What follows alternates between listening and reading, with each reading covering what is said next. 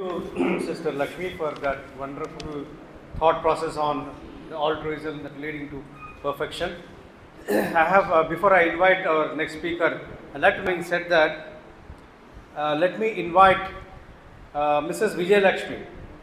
She is the Vice President of Salem Theosophical Society, and she is also the International Vice President of Bharat Samaj and a member of the Beauty Without Cruelty as well. From the age of 17, she has been performing Bharat Samaj Puja, and we all know that she is extremely dedicated to that service. And she also performs every year during the Adyar convention.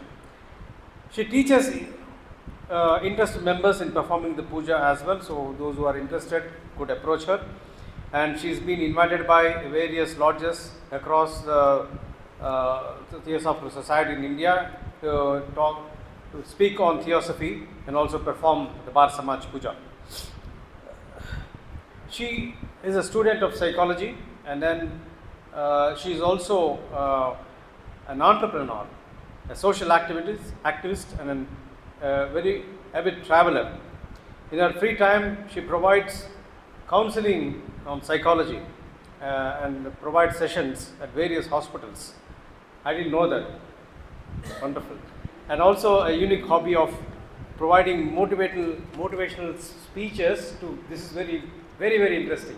She provides motivational speeches to inmates in prisons. Madam Vijay Lakshmi, please, the stage is yours.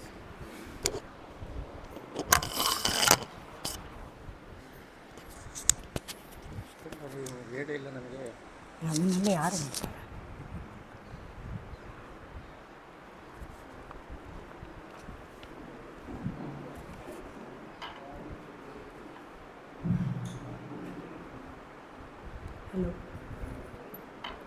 Thank you, Brother Vinay. Respected brothers and sisters, thank you, Brother Pradeep ji and Brother Shikhar ji, for giving me an opportunity to speak in this South Indian conference. Living with an understanding of eternity will cause us to develop a lifelong growth. A simple reflection tells us something must be eternal. After all, if you start with nothing, you will end up with nothing, but you end up with something called experience. The Bhagavad Gita expounds on the immortality of the soul, teaching that the eternal nature of self or Atman transcends the physical body. Lord Krishna imparts wisdom to Arjuna, emphasizing the soul's indestructible and unchanging essence, unaffected by birth and death. Everything will be yours and will belong to everyone. Spirituality automatically leads to humility. When one becomes spiritual, the ego vanishes gradually on its own. A tree laden with fruits always bends low. Humility is a sign of greatness. For example, when a flower develops into a fruit, the petals drop off on its own. Bhagavad Gita is the gospel of activity. Warning is given against wrong activity. The duty of another, it says, is full of danger.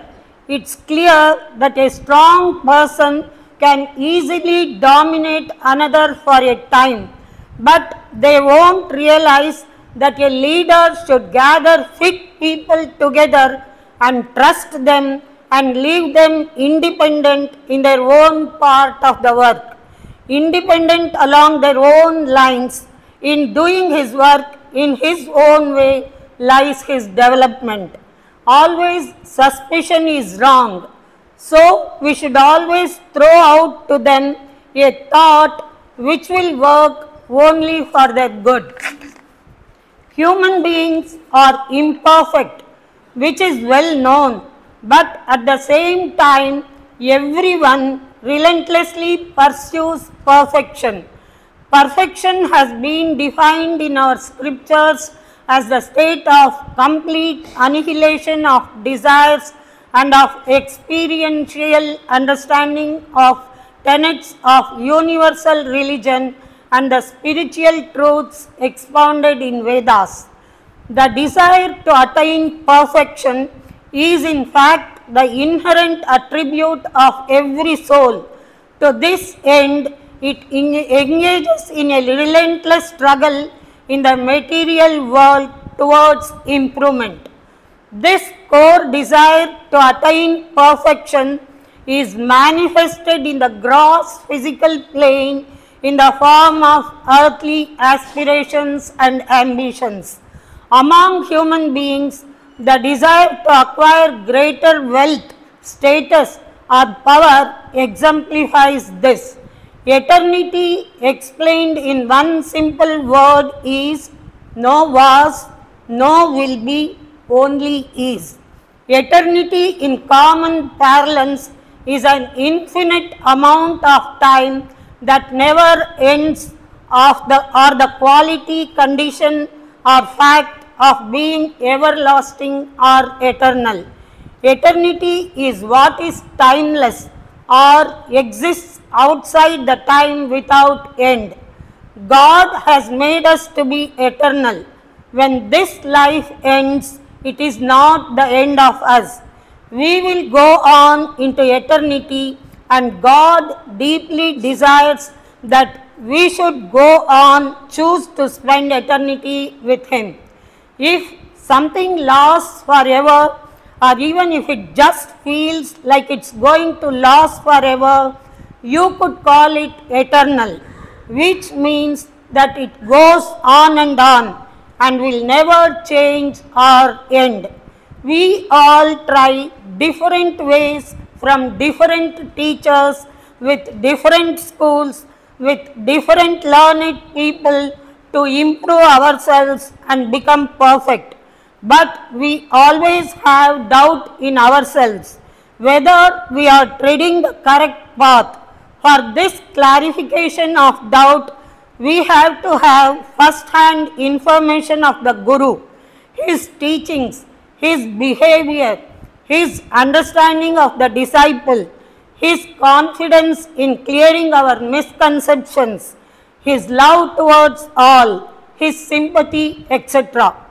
The influence of advanced disciple is not limited to the words he speaks. It is the vibration of the life radiating from such a person that is powerful. The benefit they gain is not so much from what he teaches as from the influence of his presence. Anyone who holds of a theosophical book is not converted.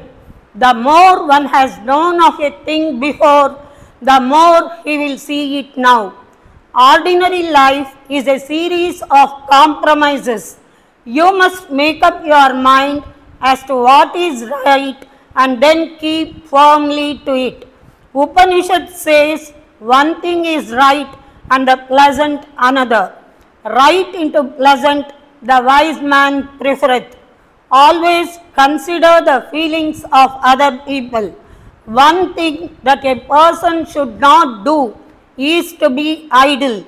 He should be always active. If you know, it's your duty to help others to know. But study first that which will most help you to help others. You must be true in speech. Think well before speaking, lest you fall into inaccuracy. Learn to love all without asking anything in return. Each man is responsible to himself. Man can rise step by step. Only the strongest can climb the greatest heights of the path rapidly. Our karma will take care of what we have done, and it doesn't matter what the world does or say about it. One who works scientifically, understandingly, without a thought of the result, except that somehow, somewhere, all good work must do good, will never know disappointment. The person who is more advanced knows exactly where he can help and where he cannot. That which is false and mistaken will pass and the real things will remain. We know our thoughts are powerful, that to think of another as bad tends to make him so, but to see the good in him diminishes the evil and helps the good to grow. To say something is perfect amounts to no more than saying that it has become all that is likely to be. An example of a horse is said to be perfect when it possesses all the attributes of a horse: rapidity, long mane, muscles, structure of the body, etc. Another example is a perfect radiator which diffuses a pleasant warmth and never breaks down. Something is perfect when its reality corresponds to its concept. A perfection of a thing characterizes its essence and not its value. Example, coffee. A perfect coffee is one which combines a flavor, a bitterness, a temperature that best suits the person who drinks it. Gradual growth from imperfect to perfect is a natural characteristic of all living creatures. Plants begin as seeds and through nourishment grow to maturity. Animals are born with small and weak state and gradually through nourishment and with time develop to matured animals. Human beings are born as helpless infants, needing lots of care and protection so that they can grow strong and eventually take care of themselves. A perfect infant possesses all that a child needs to live, but he or she is not a perfect human being because the infant cannot use its innate powers until they have developed and matured. Perfect is defined as that which is complete or whole. Example, a house, a car. The imperfect is anything that lacks wholeness or completeness.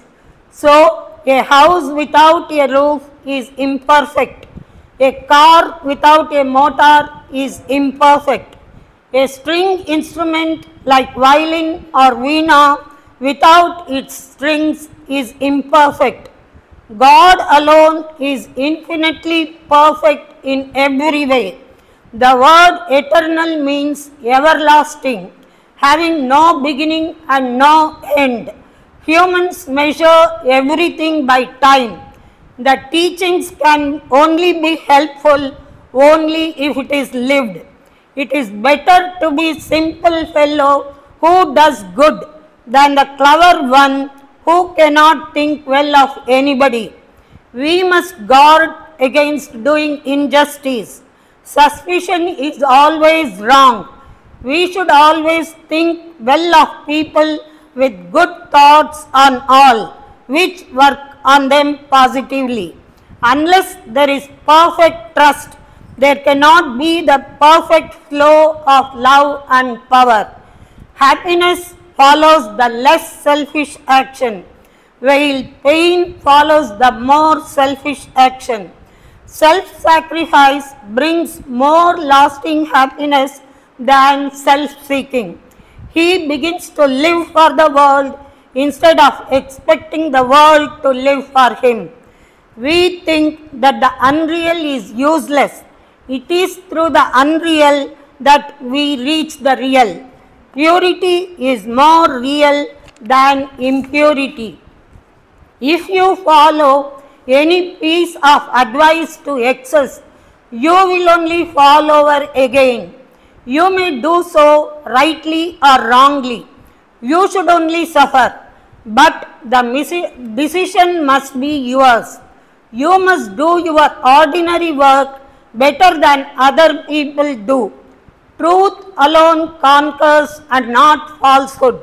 Always put truth before the standpoint of unity, not from that of difference. Then only you will be able to help all and all alike. Then only you will be able to see the good in each and all, overlooking and looking through that which is defective. When troubles fall quickly on you, it shows that the lords of karma have taken notice of your prayer, and that is a very good sign. If things were to go on smoothly, it would mean that the lords of karma had not yet taken notice of you. When one is clearing off a great amount of past karma, that additional disagreeable factor enables one to work it off quickly and thoroughly. Your troubles and losses appear to come as adversaries. You should meet them bravely, agree with them quickly, and then you will be alone with it. Each man's own way is the best for him, but he should remember that the other man's path is better for him, and that in the long run they all merge together. One must learn something before one can be of real service to others. This is only a small illustration, but it gives an idea. In everyday life, there are some things that will serve as an example of this inclusion of the smaller to the greater. For example, you have a great mercantile house. One young man joins as a junior clerk. At first, he regards the house as a taskmaster, and it is a great trouble to him to come at regular hours and do all the works. But after he has been there for some years and has been raised to a more responsible position, he begins to say, we do this, we do that, and then he is beginning to identify his interest with that of the house. So he goes on until he becomes a manager and lastly a partner. Then he speaks always for the house, and when he considers any of the business, it is the firm he has always in his mind. He is just as free and as capable of taking the initiative along any line as ever. Yet he is now certain to use his will along the right lines. The firm has not coerced him into that attitude, but he has grown into it. This is only an idea of the way in which a man may identify himself with a great power, yet his will may be as much as his own as ever. Faith invariably breeds violence. Who will assure us a comfortable spiritual life? We are a strange mixture of hate, fear, and gentleness. We are both violence and peace. Pain is inevitable, suffering is optional. That which is eternal is by nature without beginning or end.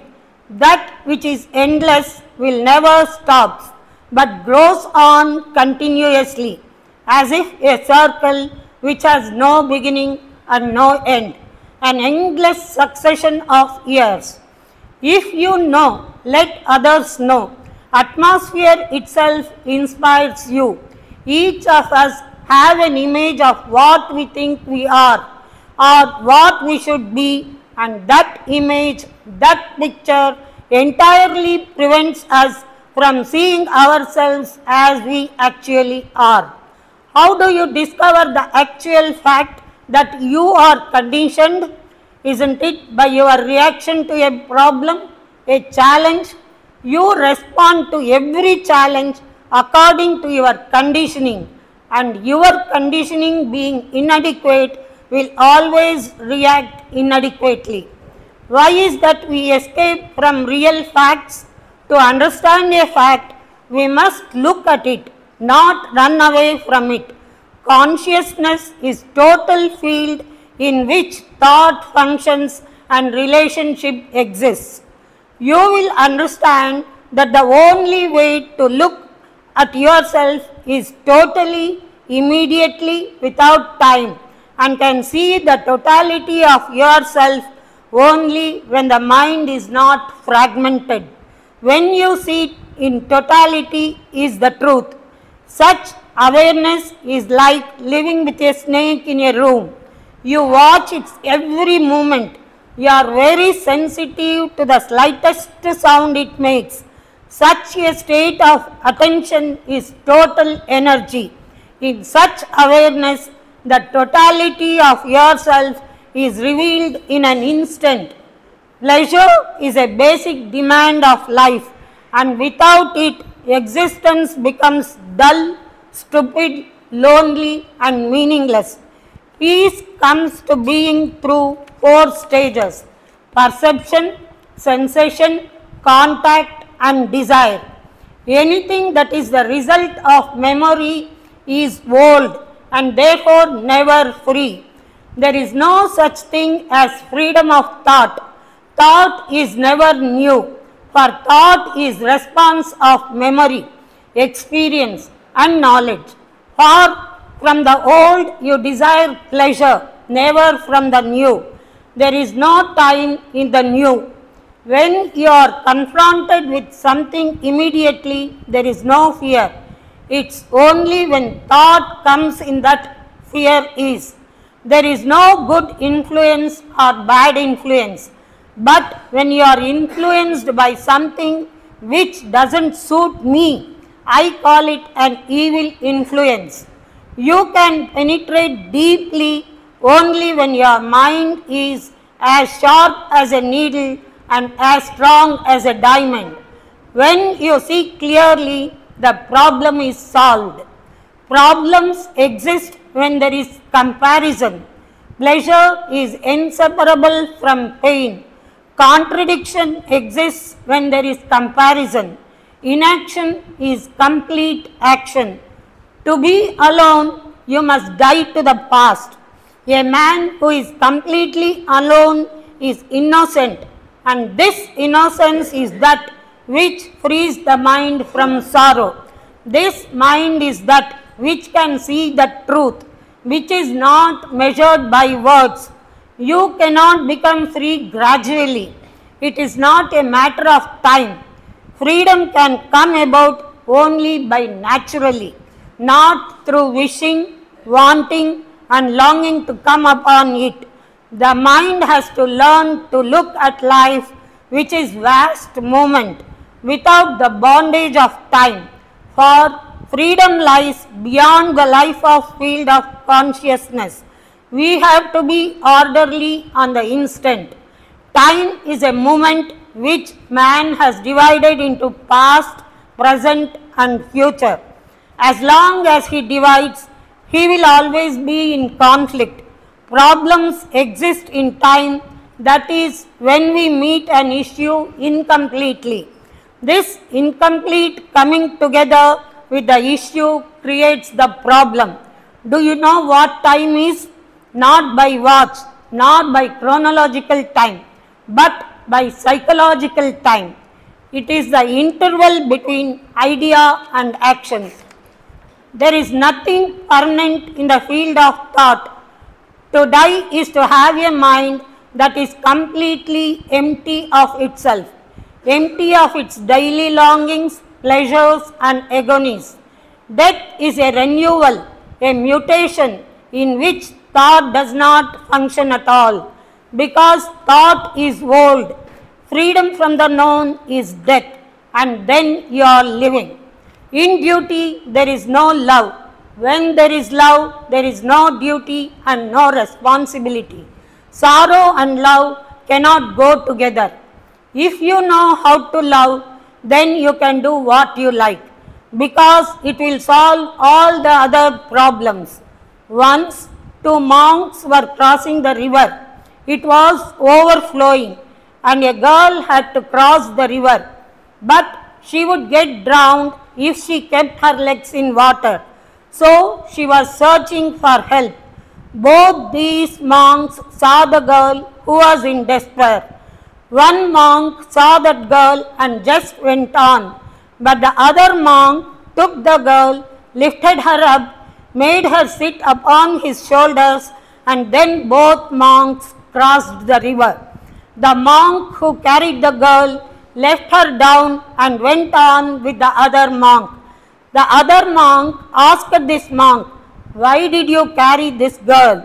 You have violated our rules. This is not allowed for us." For this the monk said, "I left her long back on the shore itself, but you are still carrying her. We carry our burdens all the time. We never die to them, nor do we never leave them behind. Virtue can flow only when there is freedom to find out that there is no form of security in any relationship. To realize that psychologically there is nothing permanent gives us a total different approach to life. By entering ocean, the river is not losing its identity, it's rejoining its source, and it's now transforming into mighty ocean. When one becomes spiritual, the ego vanishes gradually on its own. Anything measurable is within the thought and is apt to create illusion. No one can teach us how to be attentive. If any system teaches how to be attentive, then you are attentive to that system, and that is not attention. While we sit at the feet of the Master, hearing his voice of the silence, getting the freedom from the known, by treading the Masters on the path, we can see the light on the path. All these 5 books merge together. Like this, we will be reaching the eternal, being in the eternal, which is the way to perfection. Thank you.